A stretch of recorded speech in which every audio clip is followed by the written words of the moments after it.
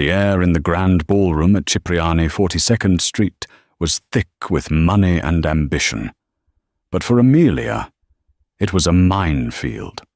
Her ex-husband, Mark Donovan, the man who'd left her for a younger model, was holding court by the champagne fountain. He and his new wife, Chloe, spotted her. Their smiles were like knives. They started to walk over, ready to deliver the final, killing blow of pity. They thought she was a ghost. They thought she was nothing. But they didn't get the chance, because in that instant, Julian Thorne, the billionaire recluse no one had seen in years, strode across the room, ignored them completely, cupped Amelia's face, and kissed her like she was the only person on earth. And that's when Mark's world simply shattered. It wasn't just a party, it was a statement.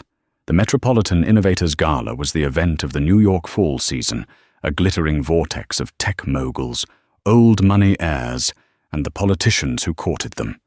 And Amelia Sinclair had absolutely no business being there. Or so she thought. 6 months ago, Amelia had been Mrs. Mark Donovan. She had lived in a sterile, white and grey penthouse overlooking the Hudson. She had hosted dinners for Mark's partners at Synchrotech, smiling until her face ached, all while her own dreams of being an interior designer were dismissed as a cute little hobby. Mark, with his sharp suits and sharper ambition, had been her entire world, until the day he came home and announced, "It's just not working, Amelia. I need something more." More had a name. Chloe Vance. She was 24, an influencer whose entire career was built on curated selfies and sponsored detox teas. Mark had left Amelia with a check that barely covered 6 months' rent on a tiny one-bedroom walk-up in Astoria and a non-negotiable divorce decree. He'd kept the penthouse, the car, the friends, and the life they had built. Amelia had been left with the scraps. She'd spent the first 2 months in a fog, a blur of cheap wine, tear-stained pillows, and unanswered job applications. The cute hobby wasn't so cute when it needed to pay the bills. She was overqualified for entry-level jobs and underconnected for the high-end design firms. She was invisible. Then, a lifeline. A temp agency had found her a post. It wasn't design. It was unusual. Personal reader and companion, the listing said, for a private, high-net-worth individual. Discretion is paramount. The individual was Matilda Thorne, an 80-year-old recluse, legally blind and sharper than a shard of glass. She lived in a cavernous, dark apartment on the Upper East Side, a fortress of old-world wealth. For 4 months, Amelia's life had been reading the Wall Street Journal aloud, describing the impressionist paintings on the wall to the woman who could no longer see them, and listening. Oh, how she listened. Matilda spoke of a world Amelia had never known, of business deals signed before computers existed, of family betrayals, and of her grand-nephew Julian. "He's a good boy," Matilda would rasp, "but he's surrounded by sharks, just like I am. People can smell money, Amelia. They can't smell character." Amelia had poured her heart out to the old woman, telling her everything, about Mark, about Chloe, about the humiliation. Matilda had just gripped her hand, her fingers like bird talons. "The trash, my dear," she'd said, "always takes itself out." 2 weeks ago, Matilda Thorne had passed away in her sleep. Amelia was devastated, and once again, unemployed. Then, the invitation had arrived. A thick, cream-colored envelope embossed with the gala's crest. It wasn't addressed to her Astoria apartment. It had been hand-delivered by a courier to the lobby. "Ms. Amelia Sinclair, +1. Tucked inside was a simple, typed note. "Matilda would have insisted you go. Use the car. JT." She knew JT had to be Julian Thorne, The mythical billionaire nephew. She'd never met him. He had been a ghost in his grandmother's stories. So here she was. She'd spent her last $300 on a simple, floor-length emerald silk dress from a consignment shop. It was elegant, but next to the couture gowns glittering with diamonds, she felt like a sparrow in a flock of peacocks. Her +1 was her best friend, Sarah, who was currently wide-eyed by the raw bar. "I don't belong here, Sarah," Amelia whispered, clutching her small bag. "Nonsense," Sarah said, flagging down a waiter for champagne. "You have an invitation. That makes you just as good as—" "Oh, God." Amelia followed her gaze. The doors to the ballroom opened. The flashbulbs from the press line outside exploded in a frenzy. Mark Donovan had arrived, and on his arm, dripping in a blood-red, backless gown, was Chloe. She was stunning, in the cold, perfect way of a statue. A massive, vulgar diamond, Amelia's stolen diamond, reset, glittered on her hand. They paused at the entrance, laughing at a joke, scanning the room. Mark looked like a king surveying his domain. He was networking, climbing, thriving. He was everything. Amelia was nothing. "Amelia, let's go! Let's go to the terrace!" Sarah urged, sensing the panic rolling off her. But it was too late. Mark's eyes, cold and blue, swept the room. They passed over her. Then they snapped back. He saw her. His smile didn't falter, but it changed. The warmth vanished, replaced by a calculating, cruel amusement. He leaned down, whispered something in Chloe's ear. Chloe looked up, her perfectly glossed lips parting in a small "oh" of surprise, which quickly morphed into a smirk. They started walking toward her. "No," Amelia breathed. Her heart wasn't just pounding, it was trying to escape.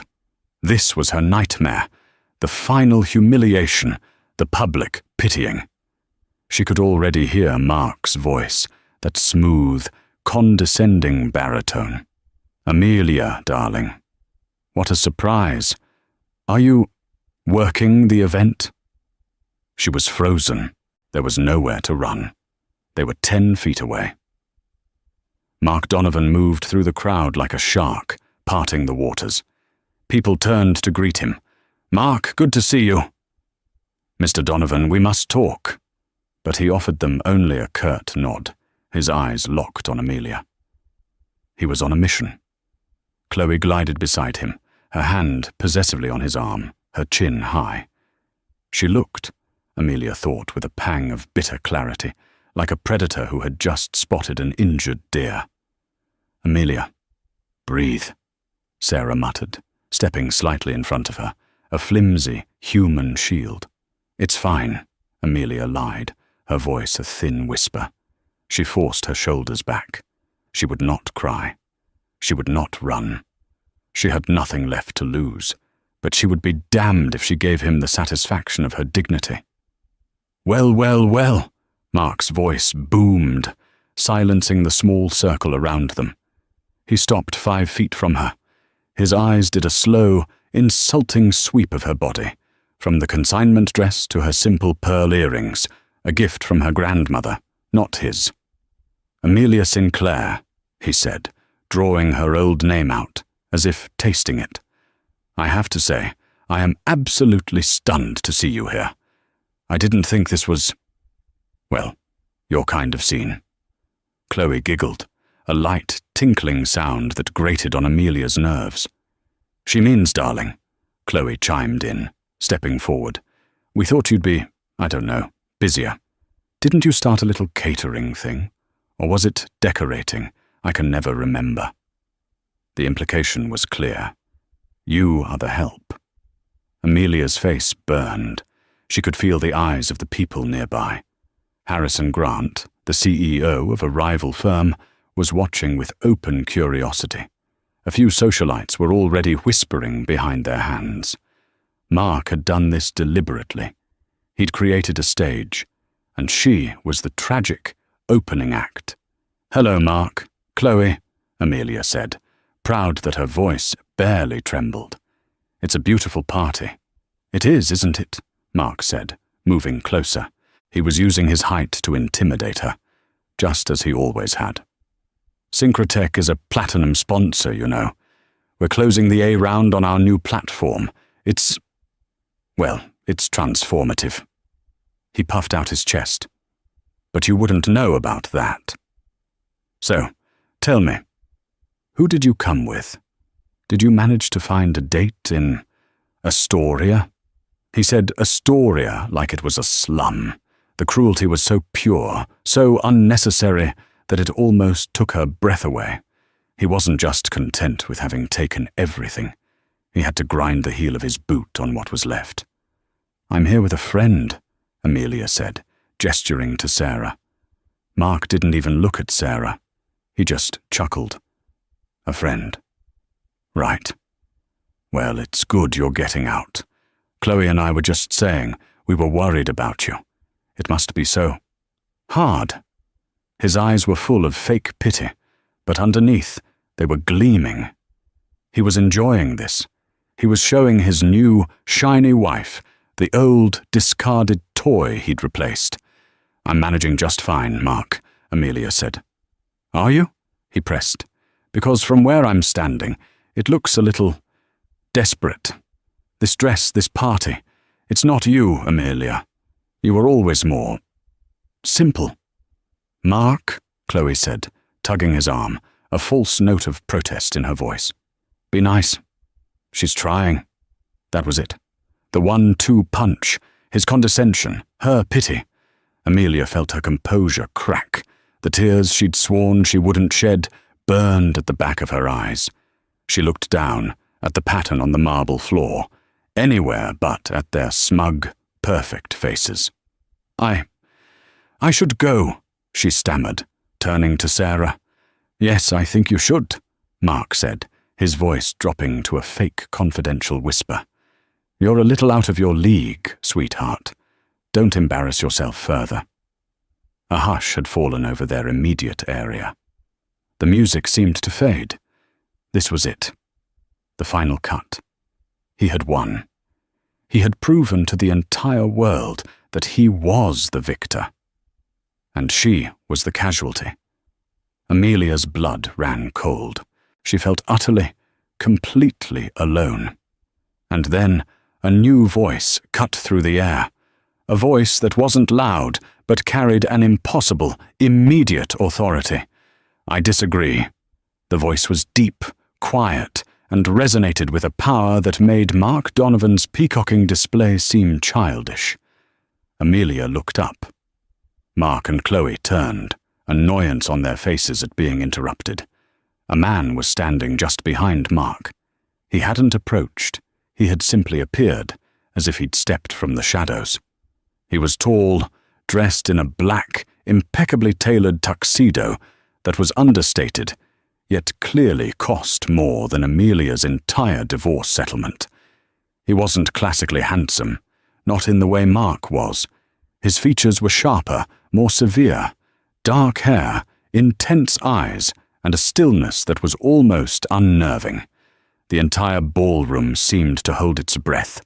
The whispers that had been about Amelia suddenly died, replaced by a new, frantic, and disbelieving murmur.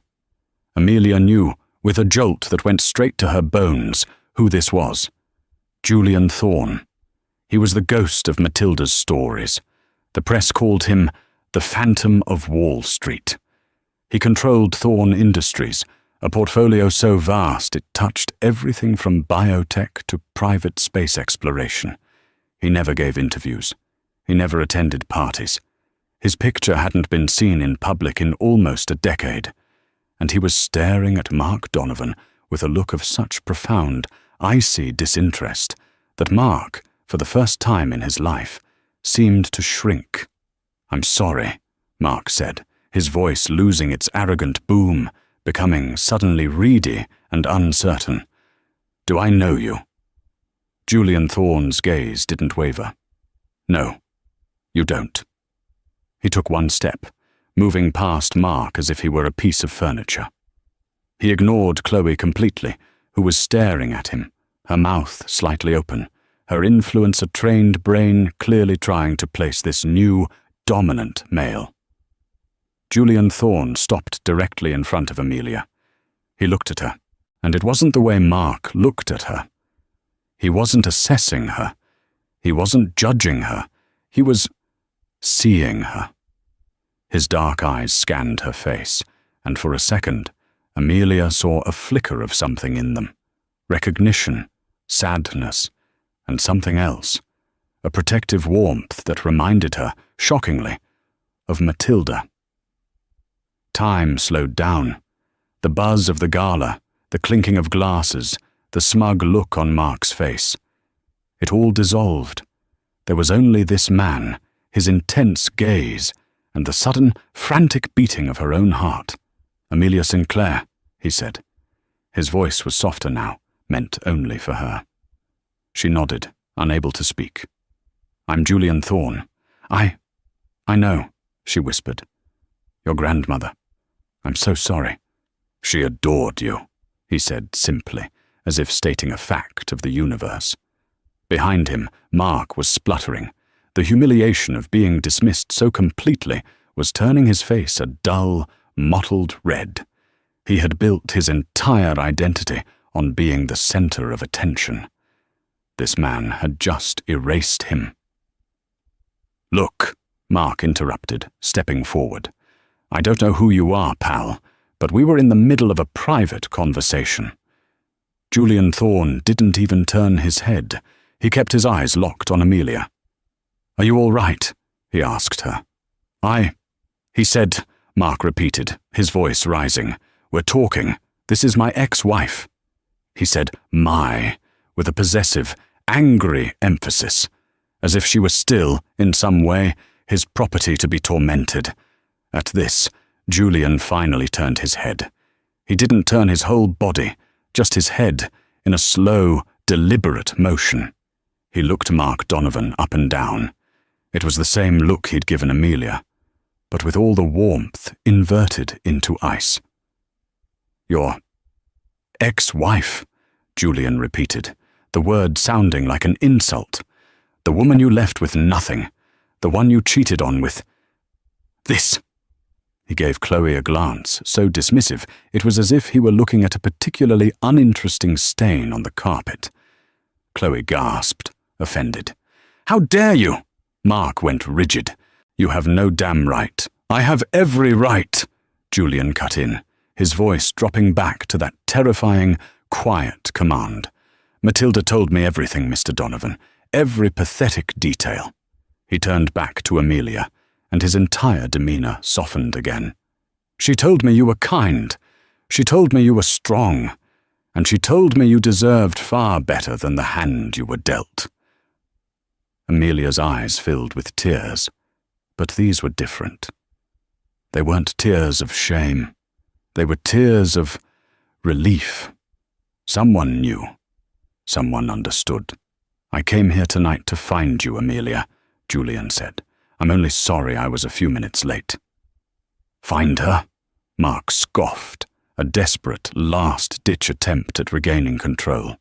"Why in God's name would you be looking for her?" Julian looked at Mark. A faint, almost imperceptible smile touched the corner of his mouth. It was not a kind smile. "Because," Julian Thorne said, "I always protect my family's assets." And then he did the one thing no one in that room could have ever predicted. Julian Thorne lifted his hand. Gently, almost reverently, he cupped Amelia's jaw. His thumb brushed over the tear that was threatening to fall. Amelia's breath hitched. She was acutely aware of everything, the warmth of his hand, the clean, crisp scent of his suit, the absolute shock radiating from Mark and Chloe. The entire ballroom, it seemed, had gone silent. The only sound was the distant hum of the orchestra and the frantic, sudden click, click, click of a press photographer who had scrambled onto a chair to get a better angle. "You're not in his shadow anymore, Amelia," Julian whispered, his dark eyes holding hers. And then he leaned in and kissed her.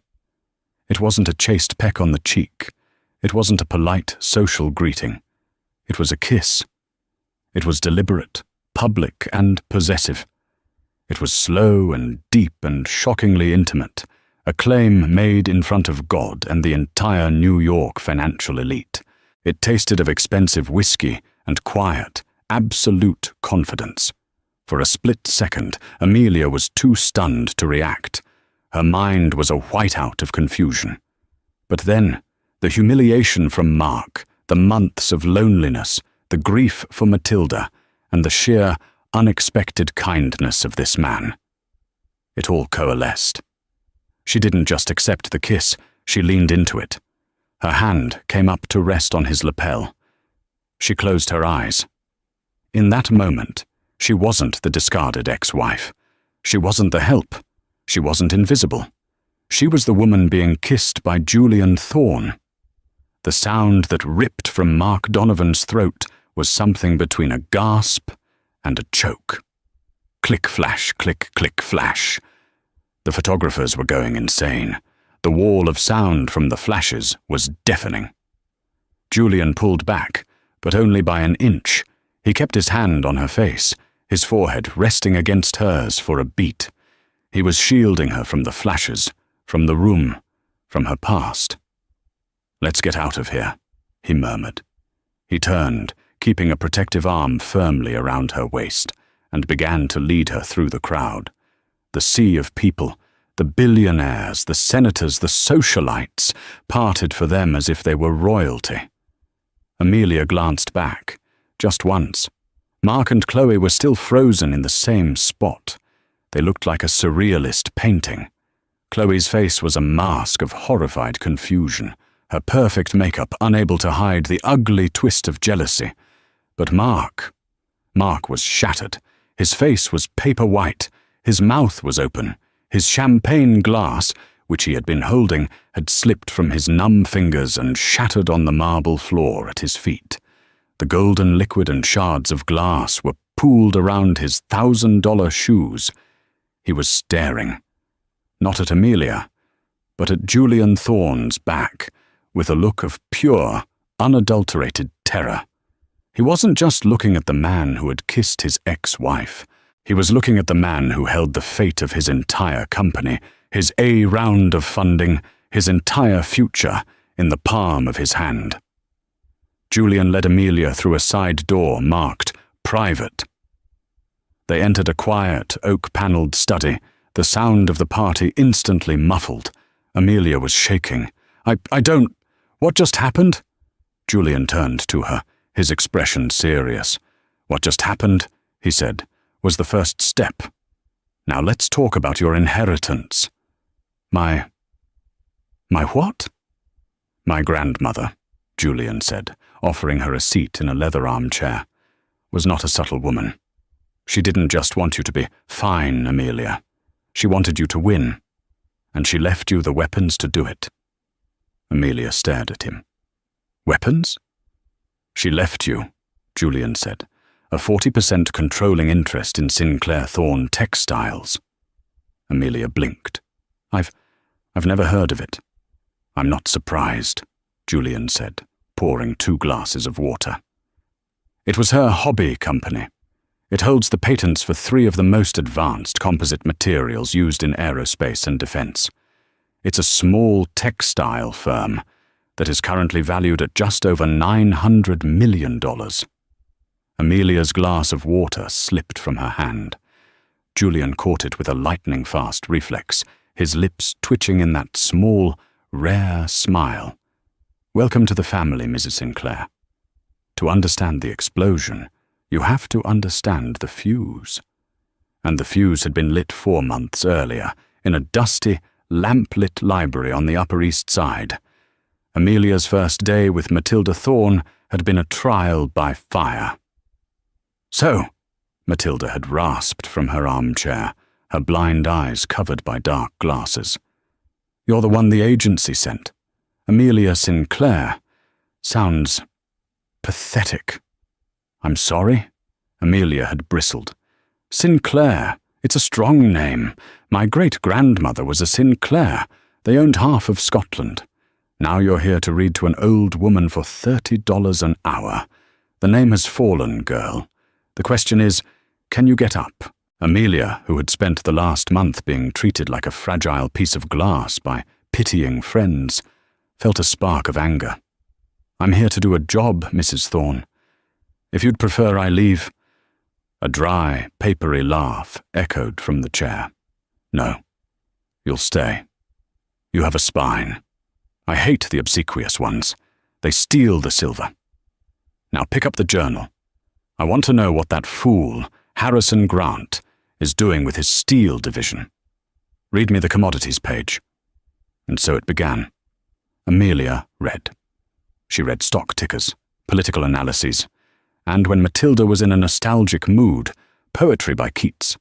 But mostly they talked. Matilda was a living, breathing history of power. She'd seen titans of industry rise and fall, and she was utterly, profoundly lonely. My family, she'd said one rainy afternoon, is a collection of disappointments. My son ran off with his secretary. My granddaughters are only interested in their brands. And my nephews, they just circle. Vultures, all of them. Except Julian. Your grandnephew, Amelia said. My boy, Matilda sighed. He's like me. He sees the world in black and white. He sees the math. He built an empire from the scraps my idiot father left him. But he doesn't trust anyone. And why should he? Every woman he dates, they're not looking at him. They're looking at his name, at the number in his bank account.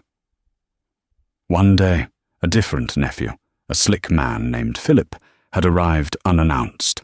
He'd burst into the library, all fake smiles and expensive cologne. Aunt Matilda, you look wonderful. He'd kissed the air near her cheek, then noticed Amelia. And who is this? This is my assistant, Ms. Sinclair, Matilda had said, her voice frosty. Right, Philip said, dismissing her. Auntie, I'm here about the proxies for the board meeting. We really need you to sign them over to me. This new acquisition, it's a slam dunk, but we need your shares to force the vote. He produced a stack of papers and a pen. Just sign here, and I'll be out of your hair. Read them to me, Philip, Matilda commanded. Oh, it's just legal nonsense, you know. Read. Them. Philip had stammered, fumbling through the legalese, clearly skipping sections. Amelia, who had been quietly organizing the mail, recognized the letterhead. It was the same one from a letter she'd read to Matilda last week, a letter from her lawyers warning her about Philip's slam dunk. Amelia cleared her throat. Mr. Thorne, she said, her voice shaking. Be quiet, girl. The adults are talking, Philip snapped. No, Amelia said, stepping forward. Mrs. Thorne, that document isn't an acquisition proxy. It's a durable power of attorney. He's asking you to sign over all of your assets to him. The silence in the room was absolute. Philip Thorne's face went white, then a deep, furious purple. You little... Get out, Matilda whispered. Aunt Matilda, she's lying. Get out! The old woman roared, rising from her chair with a strength Amelia didn't know she possessed. Get out of my house, you thief! And if you ever come back, I will have you arrested. Do you hear me, Philip?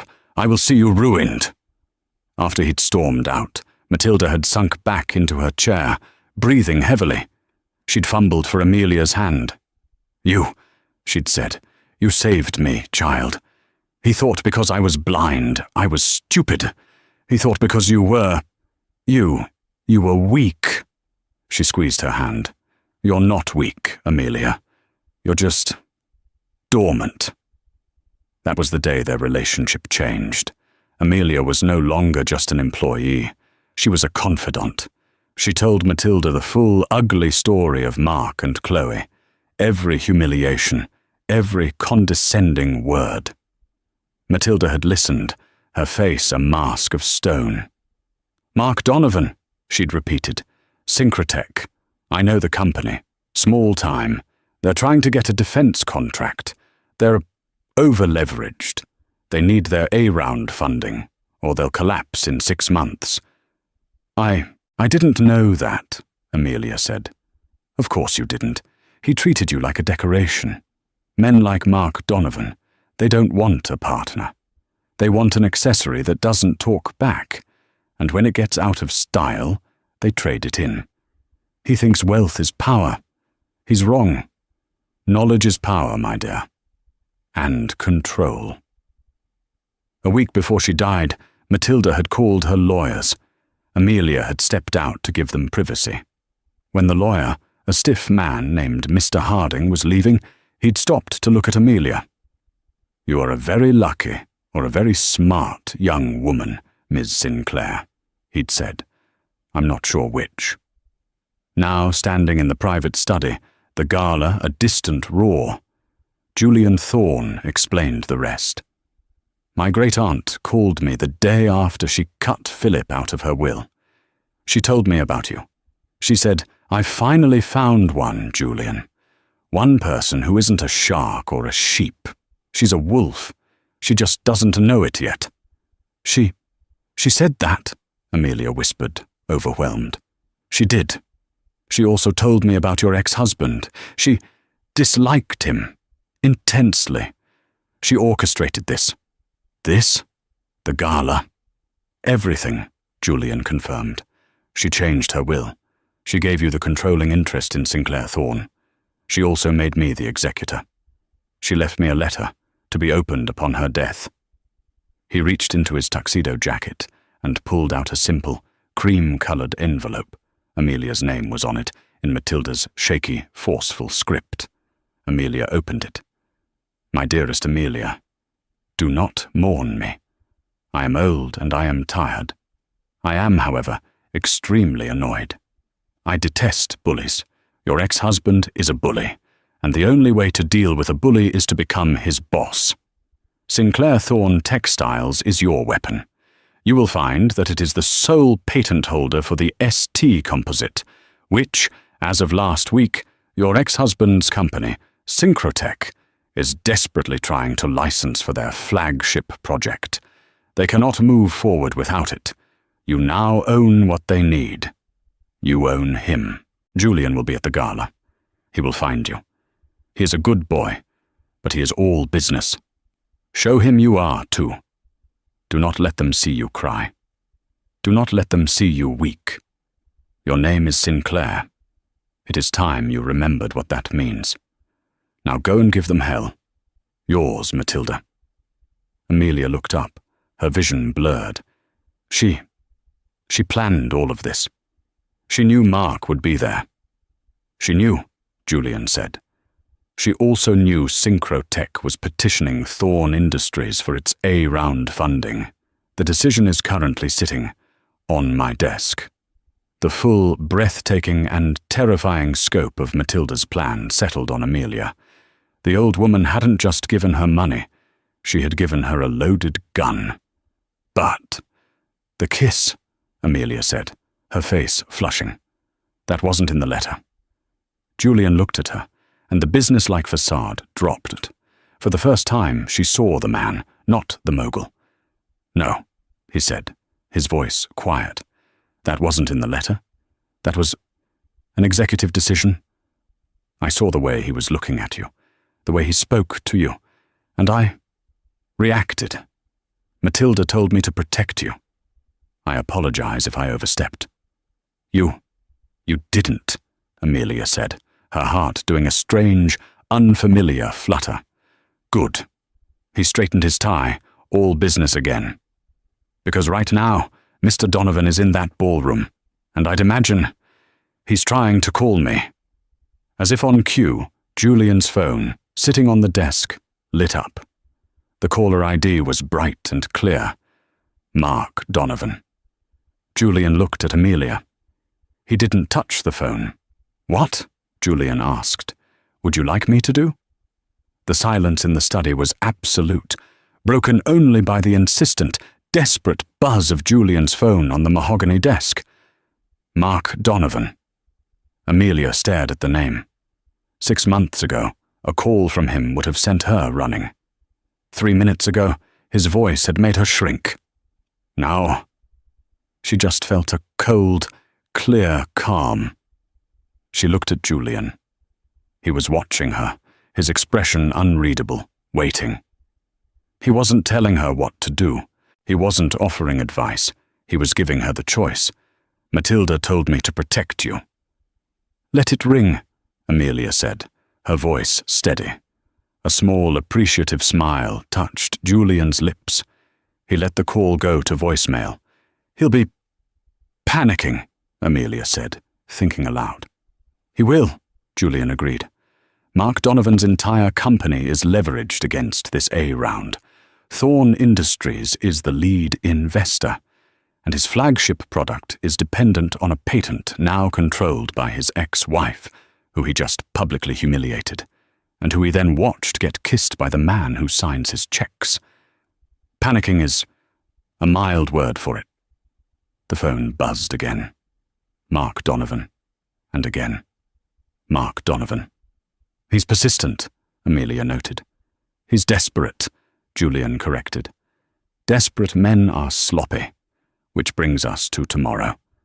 My lawyers, the estate lawyers from Sullivan and Cromwell, will meet with you at 10 a.m. They will walk you through the portfolio. Mr. Harding, Matilda's lawyer, will be there. You'll be assigned a full security detail. Security? Why do I need security? Julian's face hardened.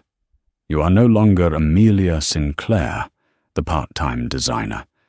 You are, as of the reading of the will this morning, one of the wealthiest women in this city. You are the controlling shareholder of a major defense contractor. People like your ex-husband and my nephew Philip do not react well to sudden shifts in power. You will be protected. The finality in his tone left no room for argument. Now, he said, offering her his arm, I believe you came with a friend. Let's retrieve her, and my driver will take you both home. You have a big day tomorrow, Ms. Sinclair. When they re-entered the ballroom, the atmosphere had completely changed. The music was still playing, but the energy was frenetic. Every eye in the room swiveled to them. The whispers were a roar. Amelia held her head high, her hand on Julian's arm. She was no longer a ghost. She was a queen. She spotted Sarah, who was standing by a pillar, her eyes as wide as saucers, holding 2 champagne flutes. Amelia, Sarah hissed as they approached. What in the hell just happened? Who is that? Why did you kiss him? What is going on? The entire party is about to self-destruct. This is Julian Thorne, Amelia said calmly. He was a friend of Matilda's. Julian, this is my friend, Sarah. Julian nodded politely. A pleasure. I'm having my driver take Amelia home. You're welcome to join. Join? Yes. Yes, I'll join, Sarah stammered, practically throwing her champagne glasses onto a passing tray. Amelia scanned the room. Mark and Chloe were gone. The broken glass had been swept away, but the spot where they had stood felt like a crater. She saw Harrison Grant, the Steel CEO, in a tight huddle with 2 other men, all 3 of them looking at her and Julian, their expressions a mixture of shock and frantic calculation. Deals were being reassessed. Alliances were shifting. The world had tilted on its axis, and Amelia Sinclair was the new center of gravity. The next morning, Amelia woke up on Sarah's sofa, having been too wired to go back to her empty apartment. Turn on the TV, Sarah mumbled, walking out of her bedroom with coffee. No, not the TV. Check the internet. Check anything. Amelia opened her laptop. It was carnage. The front page of the New York Post was a grainy, blown-up photo of the kiss. The headline, The Phantom's Kiss, Recluse Billionaire. Julian Thorne claims mystery brunette. Page 6 was even more direct. Donovan's downfall. Tech mogul. Mark Donovan watches and cries as ex-wife is swept away by actual billionaire. The article gleefully detailed Mark's public humiliation, the shattered glass, and Chloe's frozen-faced horror. Forbes had a more cautious, but infinitely more terrifying headline: Market in shock as Matilda Thorne's secret will is executed. Sinclair Thorne, textiles goes to unknown. Amelia Sinclair. Is Thorne Industries preparing a takeover? Her phone, which she'd left in her purse, had 114 missed calls. Most were from Mark. A few were from numbers she didn't recognize, reporters likely. And one, chillingly, was from Philip Thorne. At 9:45 a.m., a black, armored SUV, the kind senators use, pulled up outside Sarah's building. A man in a simple dark suit got out and buzzed her apartment. "Miss Sinclair, Mr. Thorne sent me. It's time to go." The drive to the Sullivan and Cromwell offices in Midtown was silent. When she walked into the 40th floor conference room, 6 people in dark suits stood up. "Mrs. Sinclair," said Mr. Harding, the old lawyer. "Please sit. We have a great deal to discuss. First, congratulations. You are, to be precise, the 51st wealthiest woman in America. For 3 hours, they explained. Sinclair Thorne Textiles, the patents, the contracts with Lockheed Martin, with Boeing, with NASA, the complex web of offshore accounts and legacy trusts that Matilda had built over 60 years. It wasn't a company. It was an empire. Mrs. Thorne, Harding explained, has stipulated that you retain your controlling interest for a minimum of 10 years. You cannot be bought out. You cannot be forced out. You are, in effect, the chairwoman. The board will be anxious to meet you." Amelia's head was spinning. I don't know how to run a defense company." "You won't have to," Julian Thorne's voice said. He entered the room, and the energy shifted again. He was dressed in a business suit, not a tuxedo, and he looked even more formidable. "Good morning, Amelia. I trust they've brought you up to speed." "Julian, I can't. This is insane." "It is," he agreed, and Matilda knew that, which is why her will also stipulates that Thorne Industries will act in an advisory capacity to your leadership. My leadership. I will be your temporary CEO, until such time as you are ready to take the reins. I will sit on your board. I will handle the day-to-day. You will handle the strategy." He pointed to the folder in front of her. "Which brings us to your first decision as chairwoman, the Syncrotech proposal. They are requesting an exclusive 10-year license for the ST composite. They are offering $2 million. Harding coughed. "A laughably low offer, Ms. Sinclair. The patent's market value is closer to $50 million, minimum." Mark, he thought I was still just simple Amelia," she breathed. He thought he could steal from her, just as he'd stolen everything else. "He did," Julian said. "He underestimated you. He will not make that mistake again." The phone on the conference table buzzed. It was the receptionist. "Mr. Thorne, I am so sorry to interrupt, but a Mr. Mark Donovan is in the lobby. He is demanding to see Ms. Sinclair. He says it's a personal emergency." Amelia looked at Julian. He looked at the phone. "He's sloppy," Amelia said, remembering Julian's words. "He's desperate," Julian replied. "Send him up," Amelia said, her voice like ice. Mark Donovan burst into the conference room. He hadn't just been escorted up. He'd clearly run past the receptionist. His hair, usually so perfectly coiffed, was a wreck. He was wearing yesterday's suit, now wrinkled. His eyes were wild, bloodshot, and fixed on Amelia. He completely ignored the room full of high-powered lawyers and Julian Thorne. "Amelia!" he yelled, his voice cracking. "Amelia, thank God! You have to tell them! Tell them it's a joke! A prank!" Amelia just stared at him, her hands folded calmly on the table. "A joke, Mark? What are you talking about?" "This!" he gestured wildly. "The news, the company, him!" He finally pointed a shaking finger at Julian. "This is some sick game, isn't it? You're sleeping with him to ruin me. You gold-digging Mr. Donovan." Julian's voice was a whip crack. "I suggest you choose your next words with extreme care. You are addressing the chairwoman of Sinclair Thorne Textiles in the presence of her legal counsel." The word chairwoman seemed to hit Mark like a physical blow. He staggered, grabbing the back of a chair for support. "Chair? Woman?" he whispered. He looked at Amelia, really looked at her, and the arrogant, condescending man from the night before vanished, replaced by a terrified, cornered animal. "Amelia, you? But you're just you." "I am," Amelia said, standing up. She was surprised by how tall she felt. "I'm the woman you called simple, the one whose cute hobby wasn't worth discussing. I'm also, as it happens, the woman who now owns the patent your entire transformative platform depends on."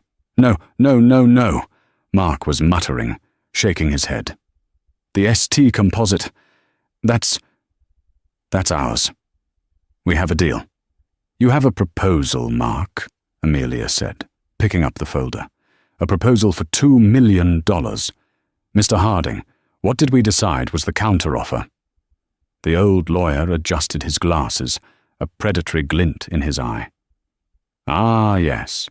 We are prepared to offer Synchrotech a non-exclusive, 1-year lease for $75 million, payable up front, plus a 20% royalty on all gross profits.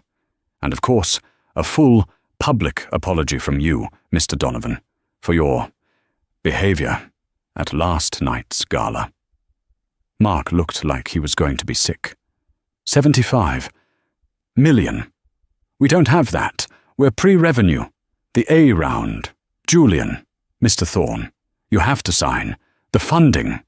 Without the funding, we can't. The A round, Julian said, standing and walking to the window, was contingent on a successful and exclusive license for the ST composite. As you do not have that, Thorne Industries is formally withdrawing from the investment pool. He looked at his watch. "My office sent the email to your board 30 seconds ago." "No," Mark whispered. The fight went out of him. The rage, the arrogance, all of it evaporated. He just looked empty. "You've ruined me." "No, Mark," Amelia said, walking around the table until she was standing right in front of him. "You ruined yourself. You ruined us. You threw away our marriage for someone you thought was more. You humiliated me because you thought I was nothing. You tried to steal this patent because you thought I was simple. You didn't do this, Mark, because I'm a gold digger. You did this because you are a bully. And as Matilda always said, the trash always takes itself out." Mark just stared at her, his mouth opening and closing, but no sound coming out. "Security," Julian said into the intercom. "Mr. Donovan is ready to leave." 2 guards entered and gently took Mark by the elbows. He didn't resist. He just looked at Amelia, his eyes hollow. "Amelia," he pleaded, one last time. "Please, I loved you." "No, Mark," Amelia said, turning her back on him and walking to the window. "You loved owning me, and my assets are no longer up for sale." She watched as he was escorted out of the room. She didn't feel triumph. She didn't feel joy. She just felt quiet. The heavy, leaden weight of the last 6 months finally lifted from her shoulders. It was over. Or it was just beginning. The fall of Synchrotech was swift and brutal, with Thorne Industries pulling its funding, The other investors ran for the hills. The company was over-leveraged, and within 2 weeks it filed for bankruptcy. Mark Donovan was fired by his own board, his stock options worthless. The tabloids, of course, had a field day. But the biggest shock came a week after that. A new story broke on page 6.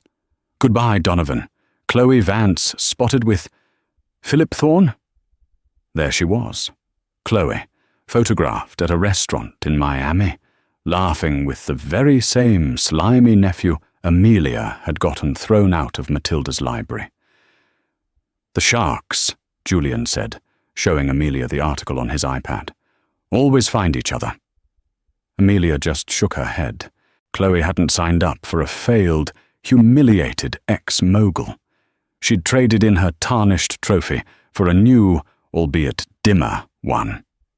Amelia's life, meanwhile, became a blur of boardrooms, factories, and late-night strategy sessions with Julian.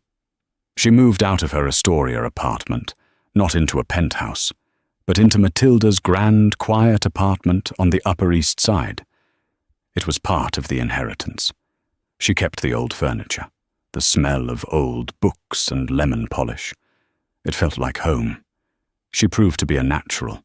She had the one thing the other board members, all old money, grey-suited men, didn't: a creative eye. She didn't just see the composites as defense materials. She saw them as architectural, as artistic. She started a new R&D division, Sinclair Designs, to explore consumer applications. Julian was by her side, a quiet, powerful shadow. He was her teacher, her advisor, and, increasingly, her closest friend. The press was desperate to label them a couple. But their relationship was more complex and more private than that. It was a partnership forged in grief and strategy. The kiss, that first night, had been a declaration of war. What grew in its place was a fortress of mutual respect, and under that, something else, something warm and slow-growing, which neither of them was quite ready to name. 6 months passed. The Metropolitan Museum was holding its other major gala, the grand opening of the new Thorne Sinclair wing, funded entirely by a joint donation from Thorne Industries and the Matilda Thorne Foundation, which Amelia now controlled. The press line was a frenzy. Amelia Sinclair stepped out of the car. She was not the same woman who had huddled in a consignment dress. Tonight, she wore a custom-made gown by a designer she'd personally commissioned. It was a stunning, architectural piece in a deep sapphire blue, woven from a silk and composite blend her own R&D lab had invented. It was beautiful, and it was, quite literally, bulletproof. Her hair was shorter, a chic, powerful bob. The only jewelry she wore was Matilda's simple pearl earrings and a new, elegant watch on her wrist, a gift from Julian. "Miss Sinclair! Miss Sinclair!" the press yelled. "Who are you wearing?" "Sinclair Thorne," she said with a smile. She walked the carpet alone, confidently. Julian, she knew, was already inside. He hated red carpets. The gala was magnificent. She was no longer a ghost here. She was the co-host. Harrison Grant, the Steel CEO, practically fell over himself to congratulate her on her new division. Senator Prentice, who had ignored her at the last party, was now eagerly discussing a new manufacturing plant in his home state. She was polite, she was charming, and she was in complete control. Later in the evening, she was standing by the new exhibit, a glass of champagne in her hand, talking to an architect about her new material. "If you'll excuse me," she said, sensing a presence. She turned. Across the room, standing near a service entrance, was a man. He was wearing a bartender's uniform, white shirt, black vest. He was thinner than she remembered, his face gaunt, his eyes hollow. He was holding a tray of empty glasses, but he wasn't moving. He was just staring at her. It was Mark. Amelia's heart didn't pound. She didn't feel fear. She didn't even feel anger. She felt a distant, clinical pity. He hadn't just lost his company. He'd lost his arrogance. He'd lost the fire. He was a shell. He had, as Matilda predicted, become the help he'd always mocked. He saw her looking. His face crumpled in shame, and he quickly turned, disappearing through the service door. A moment later, Julian was at her side. "You saw him," he said. It wasn't a question. "Yes," Amelia said, her voice quiet. "He's working. Catering. My security team spotted him an hour ago. I was going to have him removed. He shouldn't be here." "No," Amelia said, turning to look at Julian. "No, let him stay. Let him work. He's not a threat." Julian looked at her, searching her face. "He's still looking at you, you know." From the doorway. Amelia took a sip of her champagne, her gaze sweeping over the glittering party, over the wing that bore her name. "He's just looking at what he lost," she said. Julian gently touched her arm, drawing her attention. His eyes were warm, and that rare, private smile was just for her. "No, Amelia," he corrected, his voice low. "He's looking at what he never deserved." He offered her his arm. "Shall we? They're about to start the speeches." Amelia smiled, a real, genuine smile that reached her eyes. She put her hand on his arm. "Let's," she said. Together they walked into the center of the ballroom, a new kind of power couple, built not on trophies, but on steel. As they passed the service door, Amelia didn't even glance over. She was too busy looking forward. Amelia's story isn't just about revenge. It's about realizing your own value when the world tries to tell you you're worthless. She didn't need a billionaire to save her. She just needed someone, like Matilda, to finally see the power she had all along.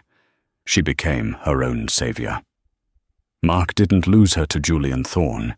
He lost her the moment he decided she wasn't enough. And the ultimate power move? It wasn't the kiss.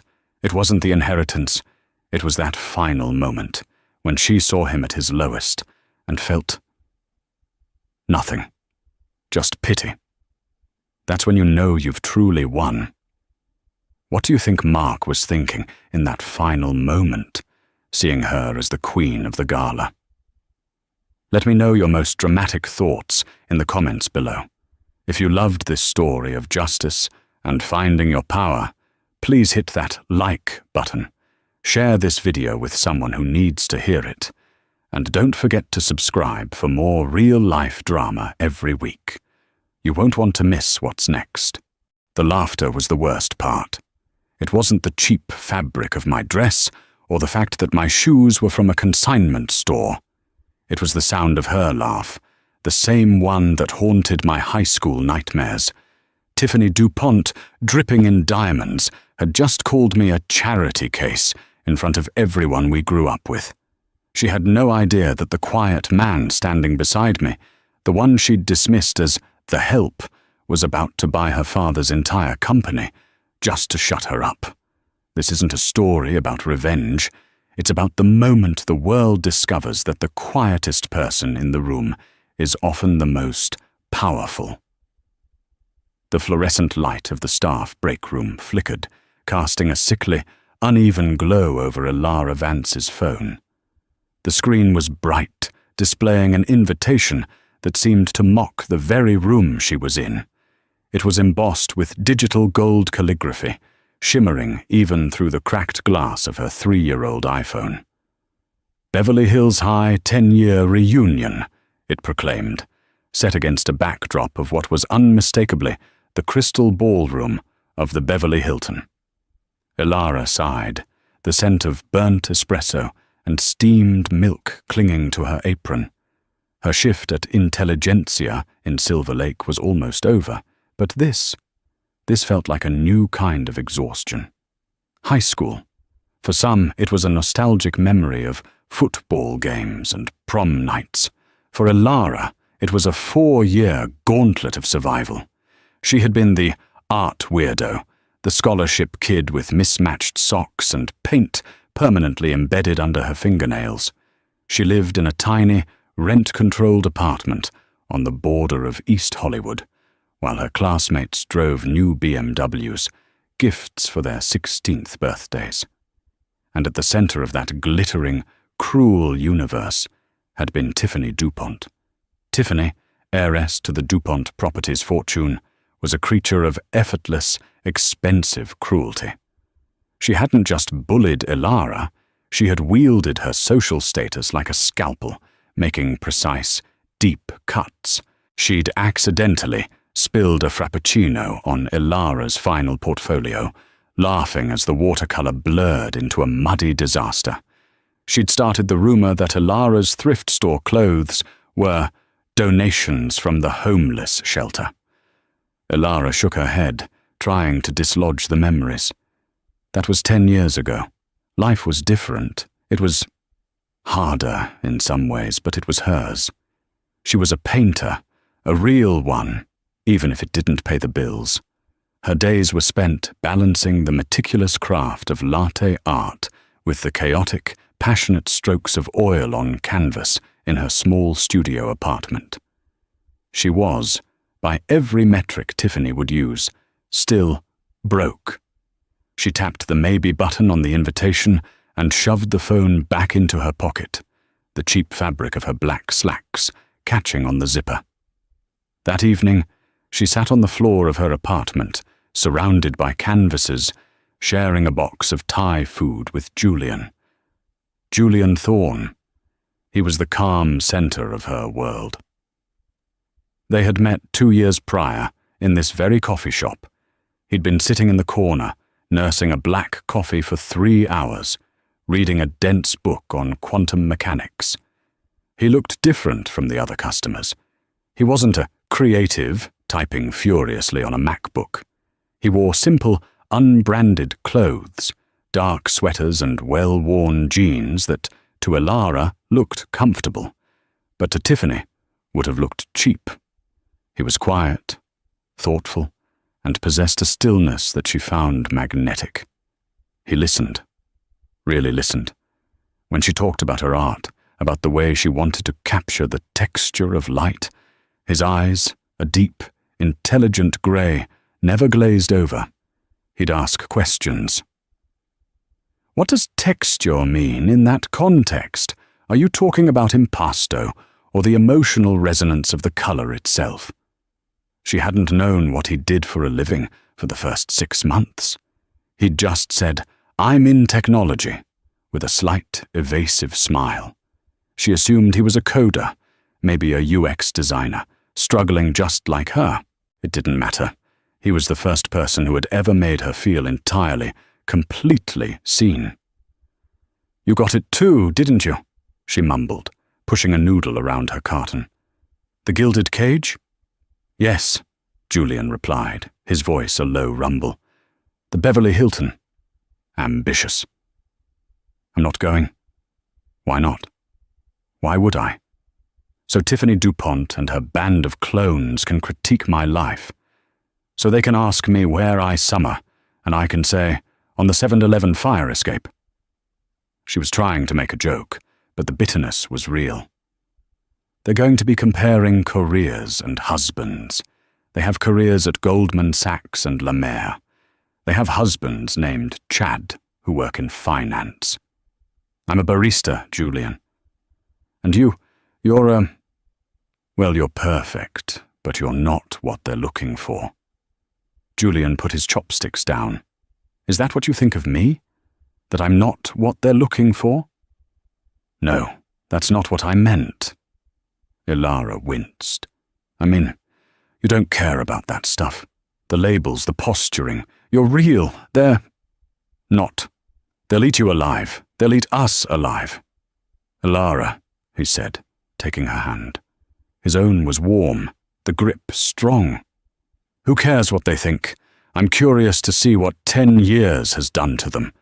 Has it made them better, or just louder?" He smiled. "Besides, I'd like to see this Tiffany in person. She sounds like a caricature." "She's real," Elara assured him, "and she's venomous." "Then we'll bring the antidote." He stood up and pulled her to her feet. "Let's go. We'll have one drink, laugh at the sheer absurdity of it all, and if anyone is rude, I'll accidentally spill something on them." "That's Tiffany's move." "Then I'll innovate." She looked at him, at his kind face, and the unassuming way he existed in the world. How could she say no? "Fine, but I have nothing to wear. I'm not walking in there wearing my work pants." "We'll find something," he said. 2 days later, Elara found something at a high-end consignment shop on Melrose. It was a simple, floor-length navy blue dress, no label she recognized. It was probably from a brand like Theory or Vince.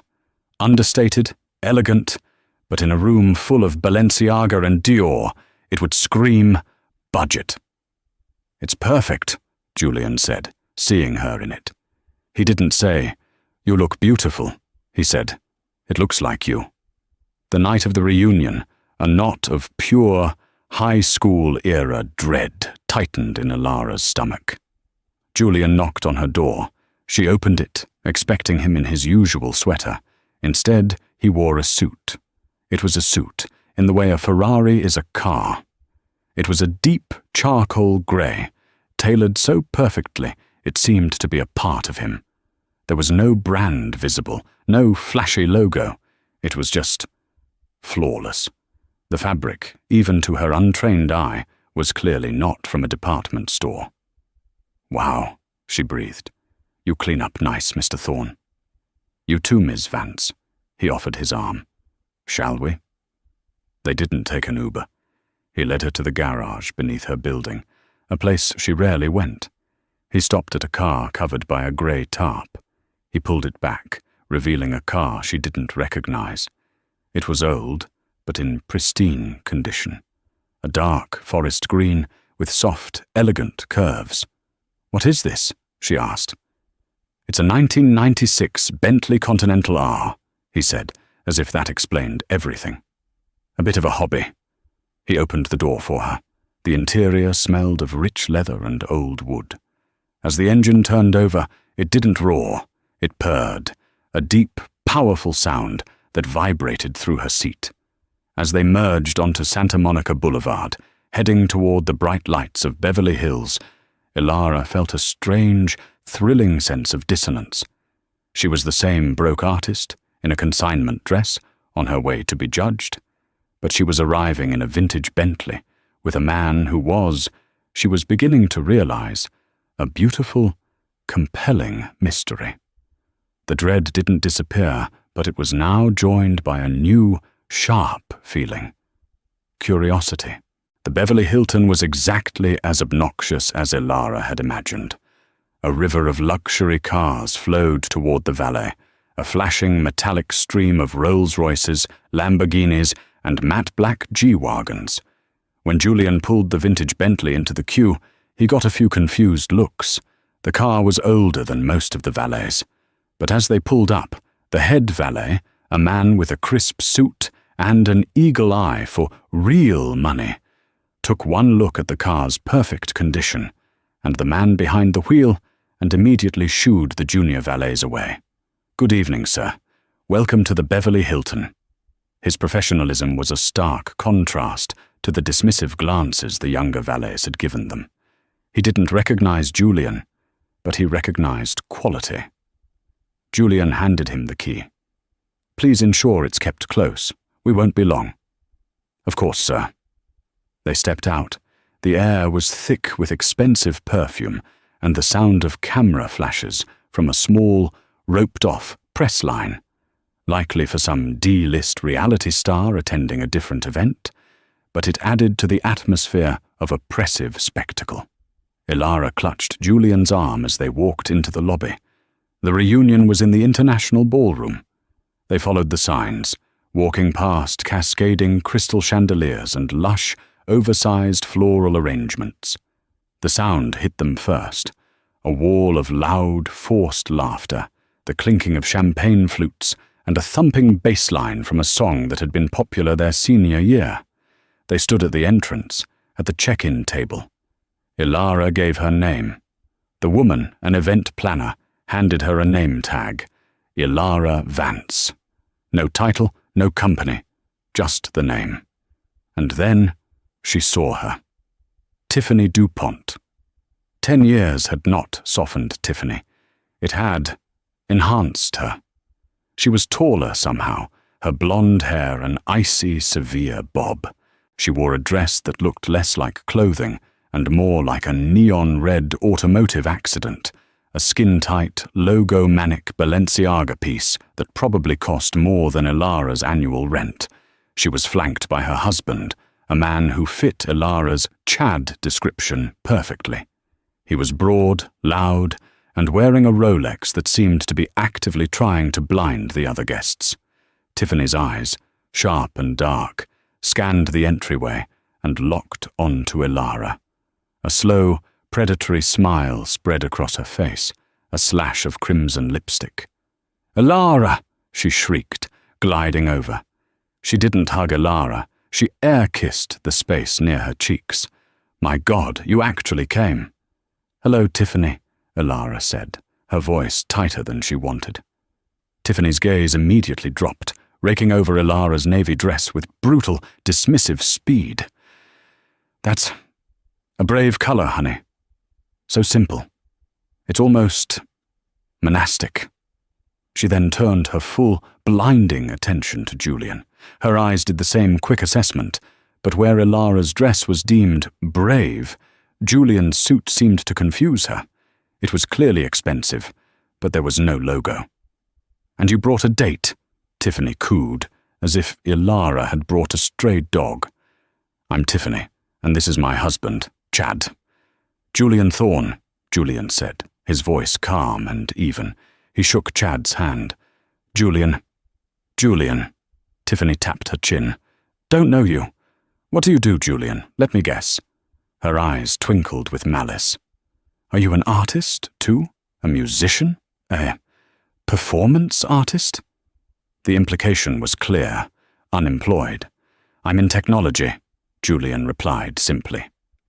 Tiffany and Chad exchanged a look. The tech that they knew meant CEOs of unicorn startups, men who arrived by helicopter.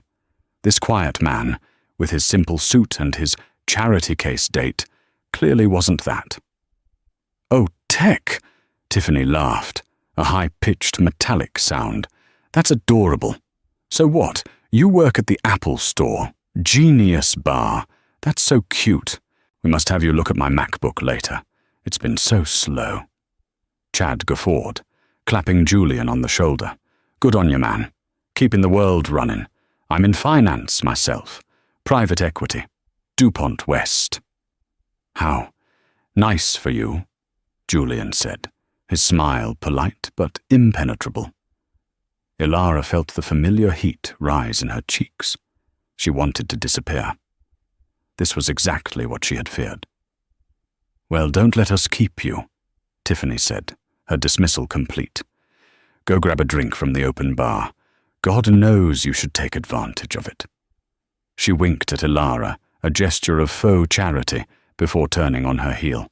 "Babe, let's go find Mark. I heard he just made partner at Goldman." Ilara watched her go, feeling small. "Let's get that drink," she muttered to Julian. "She's even better than you described," Julian said, a note of genuine fascination in his voice. He seemed completely unfazed. "She's a perfect specimen." "A specimen of what?" Ilara grumbled, grabbing a glass of champagne from a passing waiter. "Pure, unadulterated narcissism. It's fascinating. She processes the entire world through a single lens. How does this relate to me? And how can I diminish it?" Ilara took a large sip. The champagne was good. Very good. Probably Veuve Clicquot, at least. "You're analyzing her." "I'm always analyzing," he said, taking a glass himself. "Systems, people, it's what I do." They circulated. It was a gauntlet of forced smiles and thinly veiled condescension. Elara tried to connect with a few people she'd been friendly with in art class, but the conversations were jarringly superficial. "Elara, hi! Oh, you're still painting? That's sweet. I'm a senior marketing director for La Mer now. It's insane. Wow, you live in Silver Lake? I just bought a place in the Palisades. The ocean views are to die for." "This is my fiancé. He's a neurosurgeon." With every interaction, Elara felt herself shrinking. They weren't asking how she was. They were asking what she was. And her what, barista and painter, was not passing their test. Julian stayed by her side, a silent, solid presence. He watched everyone, his grey eyes missing nothing. He'd offer a polite nod, a firm handshake, but said almost nothing about himself. To them, he was a ghost, a handsome but irrelevant accessory to Elara's failure. And all the while, Elara could feel Tiffany's gaze on her from across the room, like a spotlight. She was holding court, her laughter the loudest sound in the ballroom. Elara knew, with a sinking certainty, that the night was not over. Tiffany was just warming up. An hour into the event, the music softened. Tiffany DuPont, looking smug, tapped a champagne flute against the microphone on a small stage. The room quieted. "Hello, Beverly High," she trilled, her voice amplified and saccharine. "Isn't this amazing? 10 years. We all look, well, most of us look fabulous." A ripple of polite laughter. "It's been so wonderful catching up. We have so much success in this room tonight. I want to give a few shout-outs." This was it.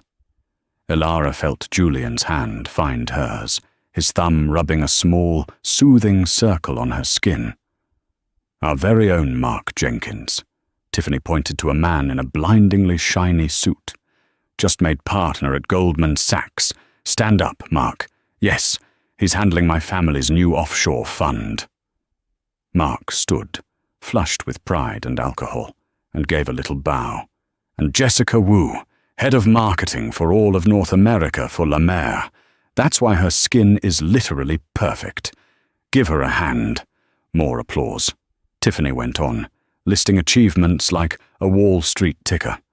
The surgeons, the lawyers, the tech entrepreneurs, the ones she recognized anyway. The wives of producers. With each name, the social hierarchy of their high school days was rebuilt, stronger and more brutal than before. Elara kept her eyes on the floor. She just had to survive this part, and then they could leave. "But it's not all about money, is it?" Tiffany said, her voice dripping with fake sincerity. "It's about passion. And that brings me to Elara Vance." Elara's head snapped up. The spotlight, a literal, physical spotlight, swung and found her, pinning her in its white-hot glare. The entire room turned. "Elara, stand up, honey, don't be shy." Julian's hand tightened on hers. He didn't stand, and he didn't let her go. Elara froze, half rising from her seat, a deer in the headlights. "There she is," Tiffany cooed. "Our very own artisan. Elara, tell us, what amazing things are you doing? Still painting, are we, in your apartment?" The room was quiet, but it was a predatory quiet. They could smell blood in the water. I'm a painter, yes," Elara managed, her voice barely a whisper. "And I work at Intelligentsia, in Silver Lake." She said it with a defensive chin-up, as if daring them to judge. It was a mistake. Tiffany gasped, placing a hand over her heart. "Oh, Elara, you still work there. I thought that was you. I came in last week, and I saw you, and I thought, no, it couldn't be." But it was. She turned to the crowd. "Guys, you have to try her lattes. She makes this perfect little leaf shape with the foam. It's such a skill." The laughter started. It wasn't polite this time. It was sharp, cruel. "No, but really," Tiffany continued, walking off the stage, microphone in hand, toward Elara. She was a shark circling. We were all so worried about you, Elara. We all moved on. We built careers, we built lives. And you're still exactly where you were. The broke artist. Still stuck in the same place. It's a little soured, isn't it? Elara was shaking. She couldn't speak. She could feel the stares of hundreds of people. Tiffany then made a critical error. She turned her attention to Julian. "And you, honey," she said, tapping Julian's shoulder with one long, manicured finger. "What did you say your name was? John? It is so noble of you, so noble, to date a charity case. Really, it's sweet." She leaned in, her voice dropping to a conspiratorial, stage whisper that the microphone still picked up. "But really at our age, don't you want a woman who can pull her own weight? Someone who isn't, you know, a project?" That was the line. Elara felt the change in Julian. It wasn't a big movement. It was a sudden, intense stillness. The air around him seemed to drop 10 degrees. He had been observing. Now, he was acting. Before Elara could say, "Let's go," before she could pull her hand away and flee, Julian slowly stood up. He was a good 6 inches taller than Tiffany, and in his perfectly cut suit, he suddenly seemed to take up all the air in the room. He didn't look angry. He looked bored. And that boredom was terrifying. He gently took the microphone from Tiffany's hand. She was so surprised. She just let him. "Thank you," he said. His voice, now amplified, was not loud, but it was deep, and it carried an authority that silenced the room instantly. The titters died in people's throats. "That was quite a speech, Tiffany," he said, his grey eyes locked on hers. "You've highlighted a number of successes here tonight. Goldman Sachs, La Mer. Impressive."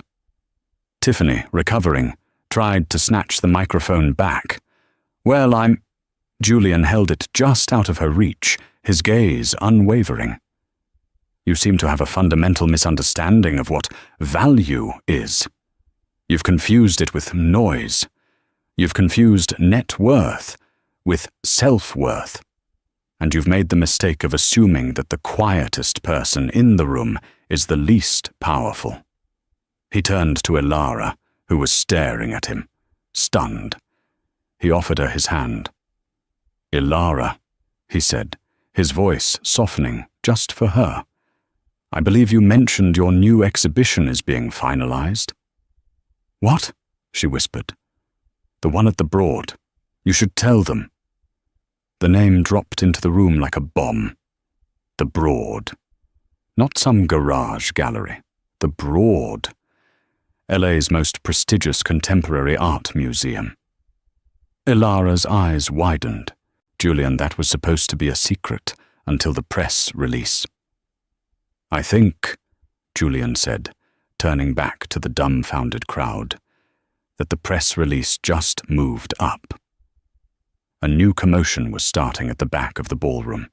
A man in a crisp hotel uniform, not a waiter, but a manager, was walking quickly toward the stage, flanked by 2 serious-looking men in dark suits. Elara recognized him from the lobby. David Henderson, the general manager of the Beverly Hilton. He looked panicked. He walked past Tiffany. He walked past Chad. He stopped directly in front of Julian. "Mr. Thorne," the manager said, his voice breathless. "My sincere apologies. We had the presidential suite prepared, as requested, but the elevator security detail was delayed by 2 minutes. Your personal items are being brought up now. It won't happen again. We are so sorry for the delay." The silence in the room was absolute. It was no longer a predatory quiet. It was a vacuum. "Thorne?" Tiffany whispered, her face ashen. "Julian. Thorne?" Mark Jenkins, the Goldman Sachs partner, looked as if he was going to be physically ill. "Oh my God," he whispered. "Wait, the Julian Thorne? As in Ether Dynamics?" The name Ether Dynamics hung in the air, charged and dangerous. To most of the people in the room, the name was abstract but massive.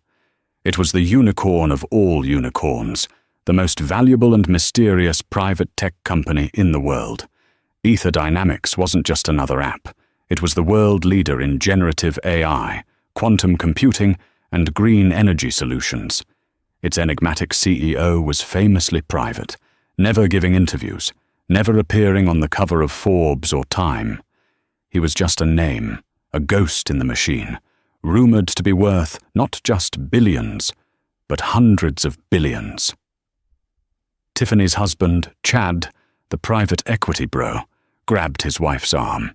His face, usually a smug, ruddy pink, was the color of chalk. "Tiff!" he hissed, his voice cracking. "That's him. That's Julian Thorne. We've been trying to get a meeting with his venture fund. Helios Ventures. For 6 months. They wouldn't even return my emails." Tiffany's painted-on smile began to twitch. She looked from the frantic hotel manager to the pale-faced Mark Jenkins, and then back to the man in the unassuming charcoal suit. Julian, still holding the microphone, turned his attention to the hotel manager. "It's quite all right, David," Julian said, his voice resonating with that same cold calm. "Thank you. My wife and I were just being entertained." He emphasized the word wife. If Ether Dynamics was the bomb, wife was the secondary explosion. He hadn't just brought a date. He hadn't just brought a charity case. He had brought his wife. Ilara looked up at him, her heart hammering against her ribs. They weren't technically married. They had always joked that their partnership was stronger than any piece of paper. But in that moment, she understood. He wasn't just defending her. He was claiming her. He was drawing a line in the sand. Julian then turned his full, undivided attention back to Tiffany. His polite, genius bar demeanor was gone. In his eyes was the chilling, analytical precision of a man who moved markets and built empires.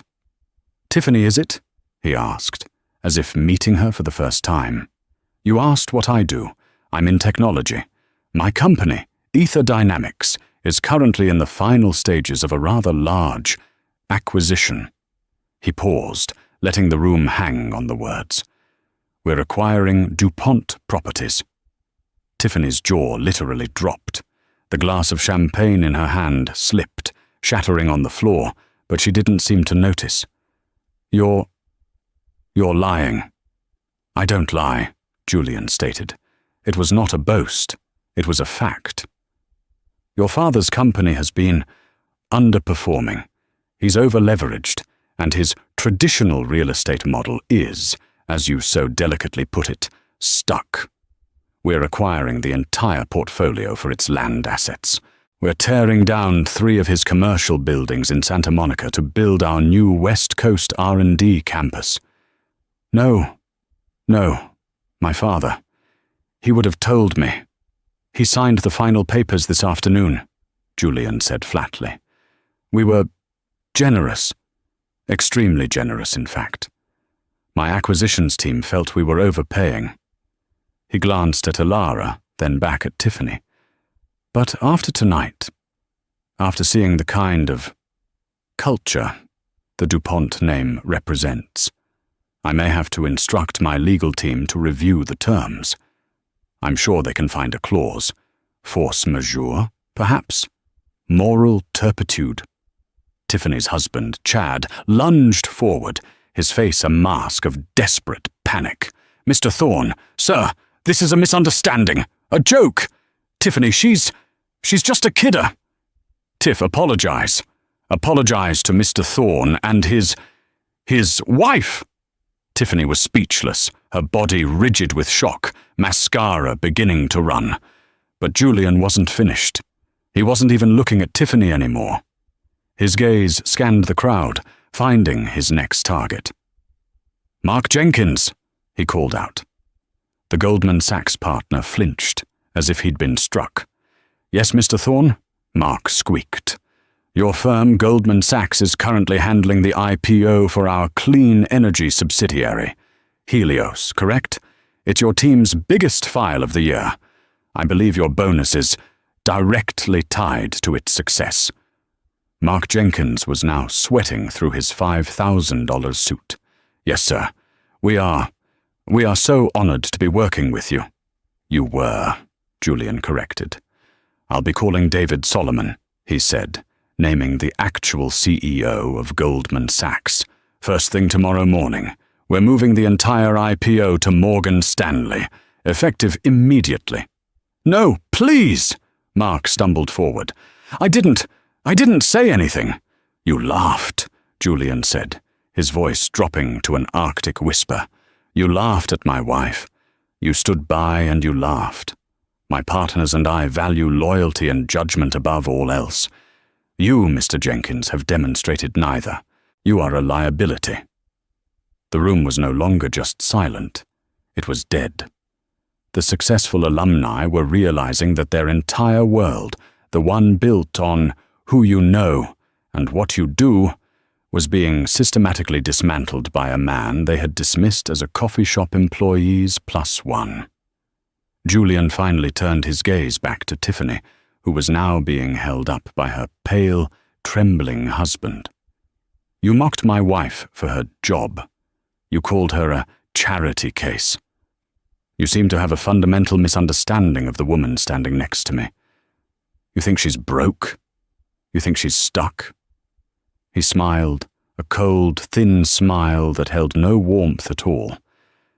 Let me tell you who Elara Vance really is. All eyes shifted from Julian to Elara. She stood beside him, no longer shrinking. The humiliation had burned away, replaced by a quiet, incandescent anger. She was done hiding. You're right, Tiffany, Elara said, her voice clear and steady. She didn't need the microphone. Her voice cut through the silence, and everyone strained to hear it. I am a barista. I work 40 hours a week. I enjoy it. I like making things for people. I like the rhythm of it. It's real. She took a step forward. I am also a painter. And yes, Julian is correct. My solo exhibition, Textures of Light, opens at the Broad in 3 weeks. The entire collection was pre-sold to a private collector in Switzerland. But that's not the point, is it? She looked around the room, at the faces that had mocked her. You're all still missing it. You're looking for the wrong things. They are, Julian agreed, his voice softening as he looked at her. He turned back to the crowd. You all remember Elara from high school, the art weirdo. Do any of you remember her senior art project? The one you all laughed at? The one that looked like a screen of nonsensical, beautiful, moving code? A few people vaguely nodded. They remembered a weird computer project, not a painting. Tiffany, I believe you called it digital spaghetti, Julian said. Elara called it a seraphim, a self-learning aesthetic matrix. She proposed that you could teach an algorithm to not just mimic art, but to understand aesthetic principles, to understand why beauty is beautiful. It was a failed project. Tiffany spat, her voice raspy. It was stupid. It was, Julian agreed, far ahead of its time. It was also the single most brilliant piece of code I have ever seen. It wasn't just an art project, you see. It was the foundational patent for the world's first true generative artificial intelligence. He let that sink in. I met Elara 2 years ago at Intelligentsia. I wasn't there for the coffee. I had been searching for the anonymous creator of Seraphim for 5 years. The code had been posted on an obscure academic server back in high school, then deleted. But I had a copy. My entire company, Ether Dynamics, was, let's say, inspired by that initial framework. But we hit a wall. We couldn't replicate the core learning component. Only the original architect could. He looked at Elara. I found her. She was working at a coffee shop, trying to save money to pay off the last of her mother's medical bills after a long, terrible illness. She was broke, and she was brilliant. Tiffany, seeing an opening, sneered. So you did take advantage of her. You found her, desperate, and you stole her, digital spaghetti, and built your empire. She was a charity case. Julian actually laughed. It was a short, sharp, genuine sound, and it startled everyone. Took advantage of her. Oh, Tiffany, you really don't get it, do you? He looked at Ilara. Tell them. Ilara stepped forward. Julian offered me a check. It was for an obscene amount of money. More money than I had ever seen. I turned him down. The room gasped. I didn't want the money, Ilara continued, her voice filled with the simple, unshakable power of the truth. The money didn't matter. Seraphim was personal. It was my soul in a way. I told him I wouldn't sell it, but I would partner with him. I gave him the code. I helped him build ether dynamics from the ground up. I joined the board. But I had 2 conditions. Julian picked up the narrative, his voice full of pride. Condition 1.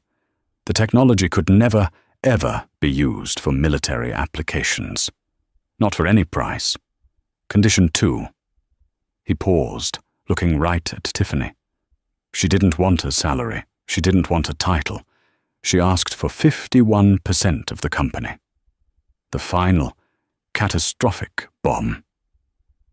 The room didn't just gasp. It was a collective, audible failure of the respiratory system. Chad's legs gave out. He physically slumped against a nearby pillar, his face white. She's the majority shareholder, Mark Jenkins whispered, his voice trembling. She's not the billionaire's wife. He's her CEO. I am the CEO, Julian confirmed. I run the business. I handle the operations. I deal with people like you. But Ilara is the architect. She is the founder. She is the chief ethics officer. And yes, she is the majority shareholder of Ether Dynamics. She makes sure we don't destroy the world with what we've built. Ilara finally looked at Tiffany, who was staring at her with wide, uncomprehending, horrified eyes. I still work at the coffee shop, Tiffany, Ilara said, her voice gentle now, almost pitying. I still paint, because I like it, because it keeps me connected to real people, to a real world. The world that you left behind the moment you got your first trust fund check. I'm not stuck. I'm grounded. She turned to Julian. I think I've had enough of this party. I'm tired. Can we go home? Julian's entire demeanor shifted. The cold CEO vanished, and the warm, kind man she knew returned. He smiled, taking her hand. Absolutely. David, he called to the hotel manager, who was standing frozen nearby. I believe we'll take that presidential suite now, and please, send up a bottle of the 96 Dom Perignon Rosé and a grilled cheese sandwich for my wife. It's been a long night. Yes, Mr. Thorne. Right away, Mr. Thorne. As Julian and Ilara turned to leave, the frozen tableau of the ballroom shattered. The shockwave of the reveal, 51%, broke the spell. The alumni, who moments before had been staring in mocking pity, now scrambled, surged forward, their faces twisted into masks of desperate, fawning adulation. Ilara, oh my God, Ilara! It was Jessica Wu, the La Mer executive. She pushed past a stunned Chad, her hand outstretched. I always knew you were brilliant. That senior project. I told everyone it was genius. I really did. Ilara! Mark Jenkins stumbled over, his face slick with sweat. Mr. Thorne, wait! I apologize. It was a lapse in judgment. Ilara, we should connect. Goldman has an amazing art advisory division. We could sponsor your next exhibition. The crowd swarmed them, a sudden, desperate mob of smiling faces and outstretched hands. They were all talking at once, a cacophony of an insincere praise. "That navy dress is stunning. Is that a custom? Silver Lake, so authentic. I'm thinking of buying property there as an investment. Ether Dynamics, my fund would love to talk partnership." Elara stopped it. She looked at the faces, the same faces that had laughed at her, dismissed her, and pitied her. Now they looked at her with a terrifying, hungry desperation. They didn't see her. They had never seen her. They saw a number. They saw a name. They saw power. She raised her hand. Instantly, they fell silent. The power she held was so palpable, so absolute, that a simple gesture was enough. She looked at Mark. "We won't be needing your services, Mark, and I would suggest you update your resume. I doubt Mr. Solomon at Goldman appreciates his partners." Laughing. At his clients. She looked at Jessica. "Thank you, Jessica. But I already have a gallery, and I have to say, I'm not a fan of Lemaire. The ingredients are questionable." A small collective gasp. Finally, she looked at Tiffany. Tiffany was alone. Her husband, Chad, was already in the corner, frantically pacing, his phone pressed to his ear. He was, Elara knew, trying to stop the bleeding. But it was too late. He was a small-time private equity manager who had just publicly insulted the two most powerful people in global technology, and, in the process, revealed his wife's family company was collapsing. He was already radioactive. His career was over. Tiffany just stood there, a pathetic, broken statue in a gaudy red dress. The mascara had left black streaks down her face. She was, for the first time in her life, utterly and completely irrelevant. It was just a joke, Elara," Tiffany whispered, her voice a desperate, broken croak. "You know, high school stuff. We were just joking." "Was it a joke when you poured a frappuccino on my portfolio, Tiffany?" Elara asked, her voice quiet. "The one I needed for my scholarship application.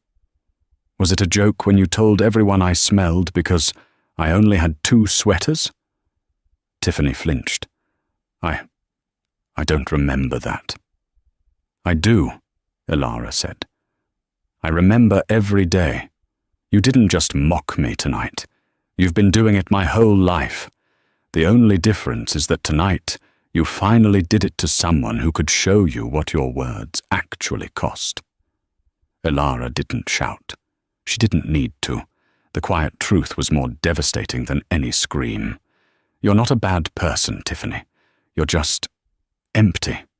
And I'm not angry anymore. I just pity you." That, more than anything, seemed to break the last of Tiffany's resolve. A low, wretched sob escaped her. Elara turned away. She'd had enough. "Julian," she said, "let's go." Julian, who had been watching his wife with a look of profound admiration, nodded. He put a protective arm around her waist. The hotel manager, David, and the 2 security guards, who Elara now realized were Julian's personal detail, cleared a path. The crowd of alumni parted for them like the Red Sea. No one dared to speak. No one dared to even meet their eyes. As they reached the grand ballroom doors, Elara paused. She looked back one last time. The party was in ruins. Mark Jenkins was sitting on the edge of the stage, his head in his hands. Chad was shouting into his phone, and Tiffany DuPont, the queen of Beverly Hills High, was sitting on the floor in her Balenciaga dress, completely, utterly alone, in a puddle of her own spilled champagne. Elara felt nothing. No triumph, no satisfaction, just a quiet release. It was over. They walked out of the ballroom, leaving the noise and the wreckage behind. They stepped into a private, wood-paneled elevator, which Julian accessed with a special keycard. The doors slid shut, encasing them in blessed silence. The elevator glided upward, silent and smooth. Elara leaned her head against Julian's shoulder, the adrenaline finally beginning to fade, leaving a deep, bone-weary exhaustion in its wake. "Well," she murmured, "that was more dramatic than I'd planned." Julian chuckled, a warm sound that vibrated through his chest. He kissed the top of her head. "You were magnificent. I'm not angry. I just pity you." That was a particularly fine exit line. "I meant it," Elara sighed, closing her eyes. All that energy, all that time she spent building her little kingdom, just to find out the walls were made of paper. And the person she thought was a peasant was the one who owned the land, the paper and the ink, Julian added. He brushed her hair back from her face. "Are you all right? Truly?" "I think so," she said. "It's strange. For 10 years I've had this knot of dread about them, about her. I thought seeing them would make me feel small again. And it did, for a minute. But then you remembered who you are. Then you remembered who you are, and you tore down the entire building," she countered, a small smile playing on her lips. Was that really necessary? Firing Goldman Sachs? Threatening to pull the DuPont deal? The elevator doors opened, not into a hallway, but directly into the presidential suite. It was a vast 2-story space, with floor-to-ceiling windows overlooking the entire, glittering sprawl of Los Angeles. A fireplace was roaring, and a table was already set with the bottle of Dom Perignon in an ice bucket. Julian led her to the sofa. "The DuPont deal," he said, "was already signed. My legal team will find no moral turpitude clause. That was a bit of theatre. Her father will still get his money. But Chad's fund? Mark Jenkins?" Julian's face hardened slightly. "That was not theatre. I sent the email to David Solomon before we even got in the elevator. It's done. I don't care if Mark laughed at me. He laughed at you. Ether does not employ or partner with people with that kind of character flaw. It's a risk, simple as that. As for Chad, he'll be fine. Men like that always are. But he'll never get a meeting with Helios Ventures." Elara sank into the plush cushion. "So, you are a ruthless billionaire after all." He kicked off his shoes and sat beside her, pouring 2 glasses of the pale pink champagne. "I am ruthless, about protecting what matters. And you," he said, handing her a glass, "are what matters." She took a sip. It tasted like stars. "You called me your wife." "An assumption of a future event," he said, his grey eyes sparkling. "Unless you object to the title?" Elara looked at him, the man who saw her, really saw her, whether she was in a paint-stained t-shirt or a consignment dress. The man who had waited, patiently, for her to be ready to step into her own power. "I don't object to the title, Mr. Thorne," she said softly. A knock came from a side door. A hotel staffer wheeled in a cart. "Your grilled cheese, Miss Vance." It was the most absurd, wonderful-looking grilled cheese she had ever seen, on thick-cut brioche with a side of tomato soup. "Thank you," she said, her voice thick with emotion. The staffer left. Elara and Julian sat there in the opulent, silent suite, high above the city that had, for so long, tried to make her feel small. They drank champagne and shared a grilled cheese. "So," Julian said, taking a bite, "the broad. 3 weeks. Are you nervous?" "I was," Elara admitted. "I was terrified. I was afraid of what the critics would say. But after tonight, after Tiffany DuPont, I think I can handle a few art critics." "They're going to love it," Julian said, with a quiet certainty. "I already know they will." "How?" "Because I've already bought the first 3 pieces," he said, grinning. "Julian, that's cheating. You're the secret Swiss collector?" "I am," he said, unapologetic. "It's not cheating. It's supporting my favorite artist. And," he added, "it was a sound investment. I happen to know the artist is about to become very, very famous." Ilara laughed, a real, light-hearted laugh that had nothing to do with revenge or social status. It was the laugh of a woman who was finally, completely free. She looked out the window at the endless sea of lights below. Down there, in a ballroom, a party was ending, and a world had been shattered. But up here, hers was just beginning. 3 weeks later, the air was entirely different. It wasn't the boozy, perfumed humidity of the Beverly Hilton. It was the cool, sterile, reverent air of the Broad. There was no thumping top 40 bass line, only the respectful murmur of voices and the soft scrape of expensive shoes on the polished concrete floor. The knot was back in Ilara's stomach, tighter than it had been at the reunion. This was worse. Tonight, it wasn't her consignment dress or her job on trial. It was her soul, hanging on the stark white walls for the entire world to see. The story of the reunion had, of course, exploded. It had taken less than 12 hours. Someone had filmed Julian's speech on their phone. The LA Times ran the headline, "The Ghost of Ether Dynamics, Barista Billionaire Unmasked at High School Reunion."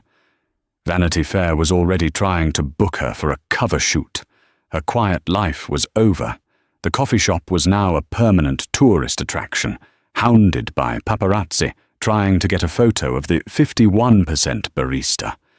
She'd had to take an official leave of absence. Tonight was her first public appearance since. The museum, expecting a media circus, had tripled its security. Ilara stood in a quiet corner of the main gallery, watching. Julian was, as always, a few feet away, a silent, solid presence. He wore another perfect suit. But tonight, he was just Julian, her date, letting her have the spotlight. Her work was stunning. Even she could see that. Textures of Light was a collection of 12 massive canvases. They were abstract, but they hummed with a living energy. She had used a technique she'd developed herself, blending traditional impasto oil painting with metallic and phosphorescent pigments, creating works that seemed to shift and change as the viewer moved. They looked, in many ways, like the physical representation of her seraphim code. Data, emotion, and light, all rendered tangible. A small, older man with sharp eyes and a simple black blazer approached her. He ignored Julian, his gaze fixed on Ilara. "Miss Vance?" he said. His voice was gravelly. Ilara recognized him instantly. David Shaw, the chief art critic for the LA Times. He was the most notoriously difficult, respected and feared voice in the West Coast art world. "Mr. Shaw," she said, her hands clasping behind her back. "I read the stories, of course," he said, not unkindly. "Ridiculous, all of it. Billionaire. Tech mogul. They're words used by people who don't know how to look." He gestured to the largest piece, a swirling vortex of deep blues, electric coppers, and a white-hot center. "This one. Intelligentsia." "You named it after the coffee shop?" he stated. "Yes," Ilara said, her voice small. It's the light that comes through the front window at 6 a.m. The smell of the espresso, the feeling of the first pour." Shaw stared at the canvas for a full minute, tilting his head. "I've been a critic for 40 years, Miss Vance. People try to paint feelings all the time. It's almost always a disaster. It's maudlin. It's cheap." Ilara's heart sank. "This," he continued, pointing, "is not cheap.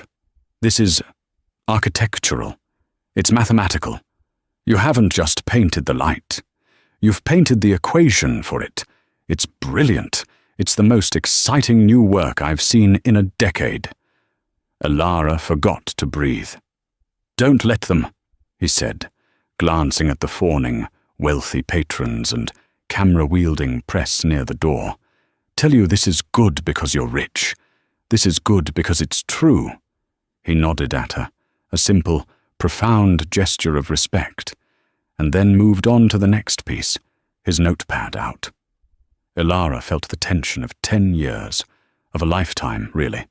Finally, truly, release. It wasn't Julian's defense. It wasn't the fall of Tiffany. It was this. This one man who only cared about the work had seen her. She felt Julian's hand on the small of her back. "I believe," he whispered in her ear. "That's what they call a rave review." She turned and leaned her head against his chest, right there in the middle of the gallery. She didn't care who was watching. He understood it. He saw the code inside the paint. "Of course he did," Julian said, his arms encircling her. "How could he not? It's you." She looked up at him, at the man who had found her, who had seen her digital spaghetti for what it was, and who had just bought 3 of her paintings.